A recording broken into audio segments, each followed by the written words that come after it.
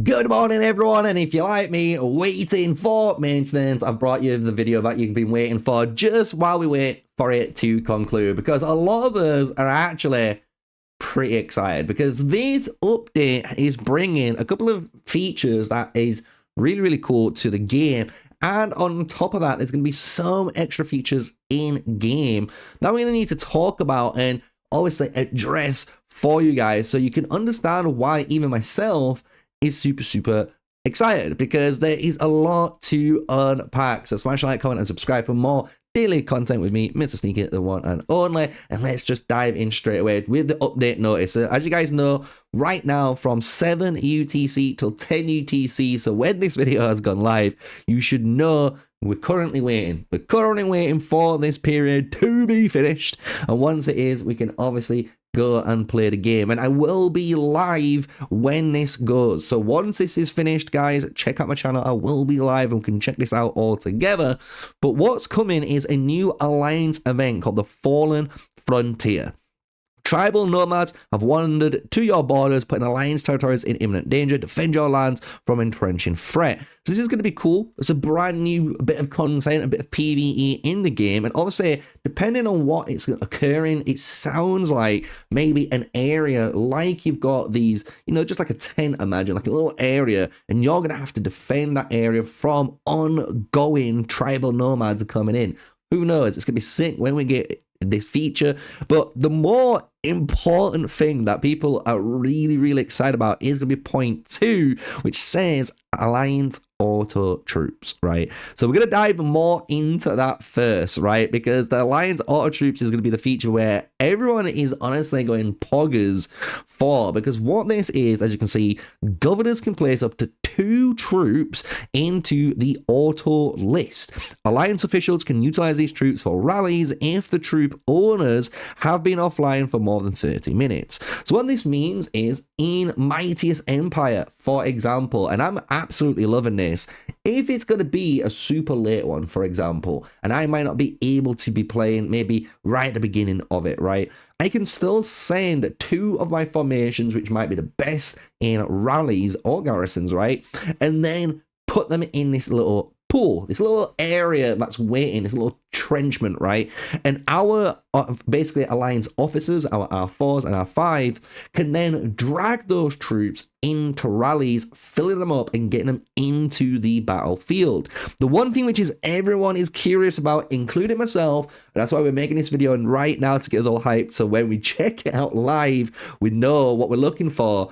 When you're offline, does that mean your troops will auto refill into that pool? That's the number one question. Because what that would mean is, if I go offline and say I do have in my citadel, say argument's sake, 300,000 troops, I could send one march of say 110,000 of my archers into this offline pool. Then once they're used in a rally and maybe they die in a rally, they come back into my citadel and then they go back into this new hero pool. So even when I'm offline, it keeps refreshing until maybe I can't send a full march. And once I can't send a full march, it stops the auto, right? People are wondering, does it work like that? Because if it does, that is going to be literally one of the most friendliest features we've actually seen for PvP for a lot of different reasons, as I've already stated, kinda with the time one. The time one's been the biggest one, and I'm actually really loving this. And again, this is going to be all to do with any sort of PvP. So if you're going to be looking at KvKs in the future, Mightiest Empire as we all currently have right now, this is going to be a great, obviously, feature for those events. So can't wait to see it in game. It's going to be really interesting for that. And then we've got the last bit, which is the new world map feature campaign. Governors can tap on the campaign button after zooming out on the map to learn about regions with frequent battles and current battle intensities. So I think this is just allowing you just to find better PvP. We'll soon find out. This is going to be a really cool feature. Again, hopefully for the game. Hopefully it's not just some kind of filler one. That's what a lot of people are hoping, including myself. But going back into the new Alliance event here, the Fallen Frontier. The gameplay says during the event, tribal towers will appear around the Alliance flags or on empty lands nearby. You have to defeat tribal nomads and towers to pick up treasure chests. Rewards are based on the difficulty and completion of time ranking. So yeah, that does sound like a really cool little event to add in there for our, you know, kind of like weekly rota, as some people kind of call it, the little weekly events that you have to do in your alliance, like the Trojan Turmoil, Battle of Dawn, Wonder Contest. So it's not bad. Let's see how fun it's going to be when we get in there, and more importantly, what are the rewards going to be like? What are the rewards going to be like? So the next bit in here, there's a bunch of optimizations. We are going to go through a lot of them because there is some really good ones. And one thing a lot of people don't realize that was fixed a couple of weeks ago, which I say a couple of weeks ago, maybe a week ago, was the war elephants. People didn't realize the war elephants have already been bug fixed because there was a bug, meaning they were just allowing Lubu marchers to have constant double attack, which is just outrageous. That was not allowed. That shouldn't be allowed, right? So that's been fixed. Don't worry. We don't have to worry about it. That's why you might not see it in these patch notes. That's why I wanted to mention it there for you guys, right?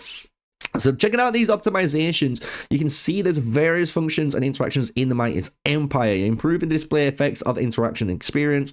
That's kind of cool, just to make it a little bit more UI friendly. We'll see what it looks like in game because we are in a Mightiest Empire, which I'll showcase at the end of this video for you guys, as well, just kind of talking about the last point that's not mentioned in here, but we'll soon see, right? The optimized battle experience. Now governors can find cross-server governors faster on the world map.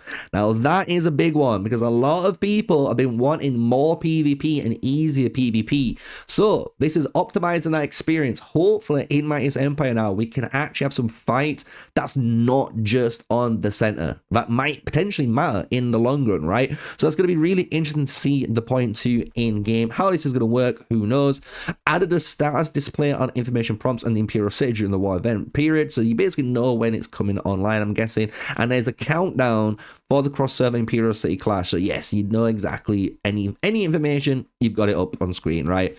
So now optimize the war stage experience. So this is going to be where it's interesting. Now alliance buildings around the Imperial City will be automatically cleared once the camp is built. Wow, that's interesting. So that's going to stop any sort of alliances right now from building basically bunches of just random stuff on that land, which basically blocked teleport spots. So now everyone's got the full field. You can have perfect teleports, I believe, from this new upgrades. That's going to be really interesting to see when it comes into the game, right? So now we've got a bunch of other optimizations. Alliance display in the rankings interface for Battle of Dawn. Now the rankings of all alliances in the current season of Battle Zone will be displayed. So this is a good step in the right direction. And this is why we're talking about this, because I'm going to be making a video actually discussing about suggestions, improvements in the game, which needs to be addressed. And one of them is the competitive side, the social competitive side of these events, because yes, it's cool to be in Battle of Dawn, and yes, it's cool to be Wonder Contest, but there's no real, like, you know, reason to be super competitive at the moment in game. There's no sort of tournament, there's no sort of end game cosmetic that your alliance gets per season. That's a permanent for those members that participated. It's one of them, right? So hopefully they'd add those in the game, because you can see now as well that optimized display certain tier rewards in it. So hopefully that means if you look at Battle of Dawn, we can check it out in this video. Hopefully, I think I've got it available. If we don't, it's a sad time, right? But you should be able to check out your current Battle of Dawn rewards, and they're going to be hopefully improved. That's what we're reading there, and that's what we're hoping for. It's optimized the display location of buffs and debuffs. Now buffs and debuffs from positions, buff items, kings, and so on will be displayed on the upper left corner of the main interface. It's not going to be like in that weird region. It's going to be nicely displayed. We'll kind of showcase that hopefully in the game. Now, optimized experience in frontline escort. Let's see what they've done, because this is going to be one of my pet peeves, which we might have to hint on in here. But now escort level restrictions will be linked to the current service progression. So that's not anything I think really cared about, I'm going to be honest, right? So what this means is certain players can't have the max rewards straight away, even if they're strong enough to get there. The progression looks like off frontline escort, especially in newer servers. This is mainly for newer servers. I'm assuming it's going to progress as your empire, your server progresses too, right? So everyone's hopefully going to be in a decent progression. Maybe when the final stages are unlocked, you can't complete it while other players can, but at least this does kind of stagger maybe the disparity from free-to-players and the spenders in the early phase of the game. So that's kind of what I'm kind of getting at. The one thing I'm going to kind of mention here, which a lot of people want to say, is Frontline Escort, even though it's a cool event, it takes a ton of time to do. But the rewards are just not great. And we're going to mention that in a video this week. So check it out when we talk about it, because it is going to be a really good video. But we're waiting for this patch to come out before we do anything hasty, right?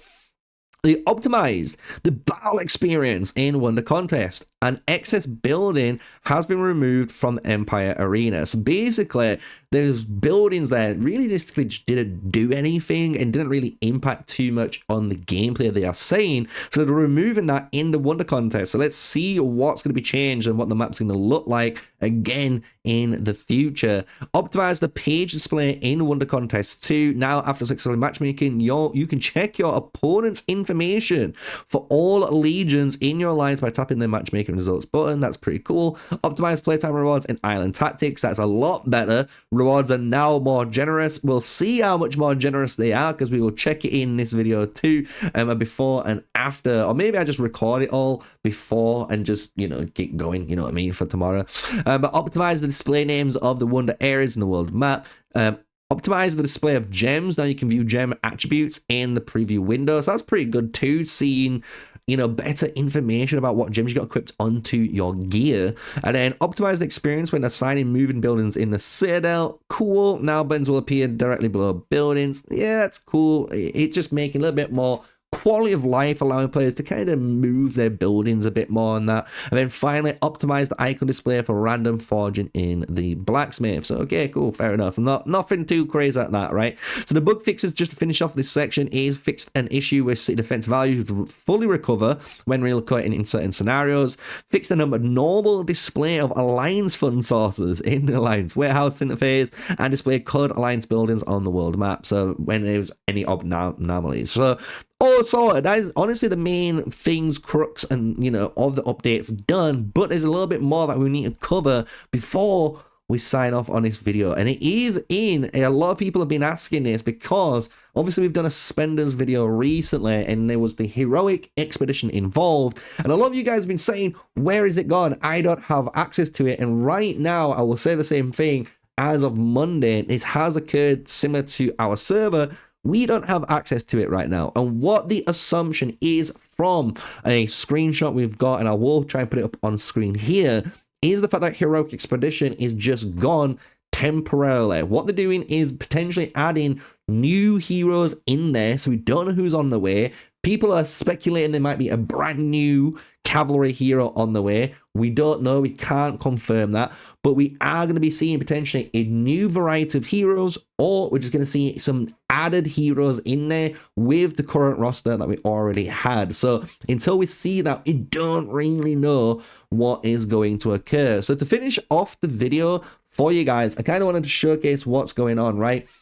So here we've got 6 hours worth of time, and as you can see, I'm on 851, and I kind of want to put this here so when we go live tomorrow, you can see everything's pretty much the same. How much more rewards have I claimed? Because I'm not going to claim anything until after the patch, because if you guys don't think, if you think about it logically, right now I'm going to claim this 6 hours, and we're going to get 53.4k. So at that max cap, I believe I'm at over around what, 100 and let's just say 106, 108k. Someone in the comments will tell you exactly how much rewards you get. It's 8,837 per hour.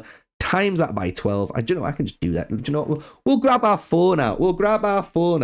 And we'll do it in video, because why not, right? Why not? So if we just do that number, get the calculator out, boom, boom, boom, boom. So 8,837 times that by 12. So I'm going to get 106,000 coins and 44. So 106,044. That would be my rewards right now. So if I claim this, as I'm going to do, technically in 12 hours, I'd have that rewards.